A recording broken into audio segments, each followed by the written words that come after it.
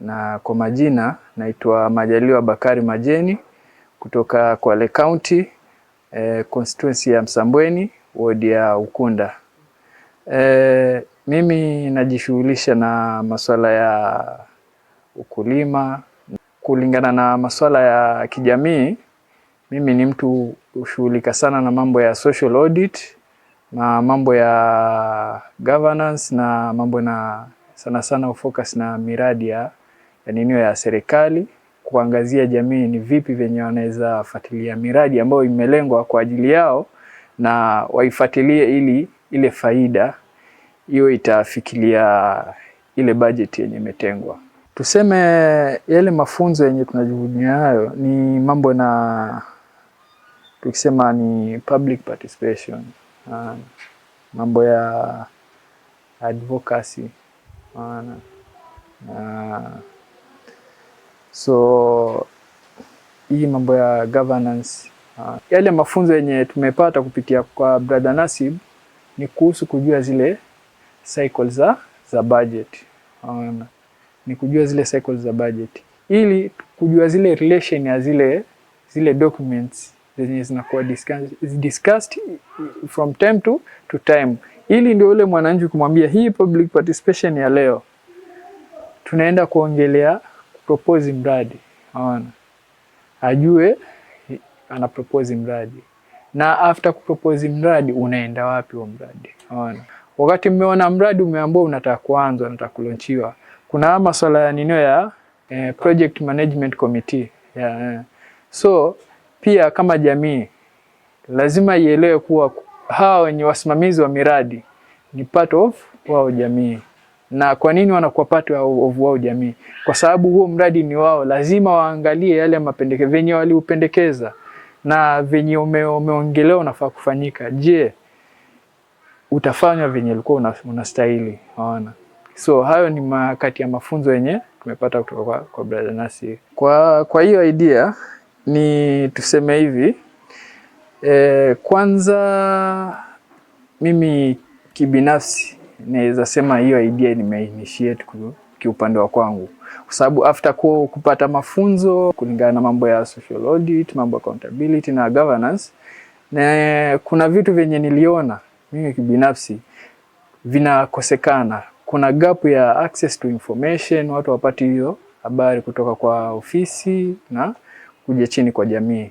So na kitu kingine pia ni jamii kujua kama yale mambo yanawahusu. Pia niliona ni moja ya changamoto, hata tukiangalia kwenye upande wa public participation kulikuwa na ule ufinyu, watu hawaparticipate vizuri. So after kuona hizi issue ndogo zenye zimeleta mchango wa swala ambayo ni nyeti, mimi nikaona nikajiuliza tu kibinafsi ni kuna kitu gani ambayo ndogo naweza fanya lakini kutatua hii changamoto kubwa ambayo haitakuwa na gharama kubwa. So ndo nikakuja na hiyo idea ya WhatsApp. So kupitia hii WhatsApp group, kwanza ndio imekuwa njia rahisi kwa watu kuelezana mradi fulani unafanyika mahali fulani na huu mradi umuhimu wake ni huu na huu na huu. Pili ni ku make sure zile information zinapatikana kwa wakati, tukizishare pale ndani ili wanajamii wapate ule ujumbe, wajue kunaendelea hivi na hivi, wasikue point black.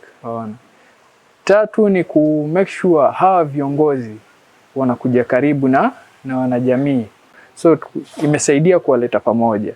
So kupitia hiyo ndio unapata kumekuwa na wepesi wa kuwa tumejua maybe kuna mradi fulani, tuseme kama hapo juu kuna mradi wa kiwanja, kulikuwa nayo marekebisho hapo uwanjani, kulikuwa na ukarabati ulikuwa unafaa kulimwa, uwekwe level, upandwe nyasi na watu waanze kufanya nini? Kufanya mazoezi hapo na kufanya tournaments zao. Lakini ilienda alafu ikawa vile venye inakwenda haieleweki ina mpangilio gani, haieleweki muda wake maalum utaisha lini. Na ukisikiza story mtaani watu wanaulizana tu mbona kule, lakini ile njia maalum ya kuwa watu wafuatilie ili swala la kule linyooke kulikuwa hakuna. So hii ni swala moja ambalo lilikuja likaongelewa kupitia hiyo group. Na wale viongozi pia walikuwa pale ndani. So likaongewa pale na likaelekezwa tayari pale kwa viongozi. Na hilo swala likafanywa hatua na ikarekebishwa, hiyo issue ikaisha within a very short period.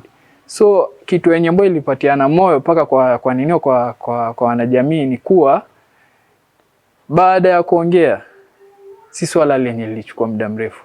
Kwa hiyo waliona ile impact yao, zile sauti zao, kumbe wakiongea kuna mambo yatafanya nini, yananyooka. Hiyo ni kwanza hiyo. Ingine ilikuwa viongozi wana distance sana na wanajamii. Masuala ya information ilikuwa haifiki rahisi kwa wanajamii.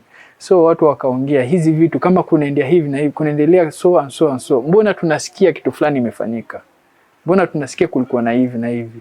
Hawa wenye wanahusika na huu jumbe ni wakina nani, wanaambiwa wakina nani na kinafanywa wakina nani. So sahi kama kuna issue yoyote yenye inahusu ofisi na jamii, lazima itaitwa pale kwa group.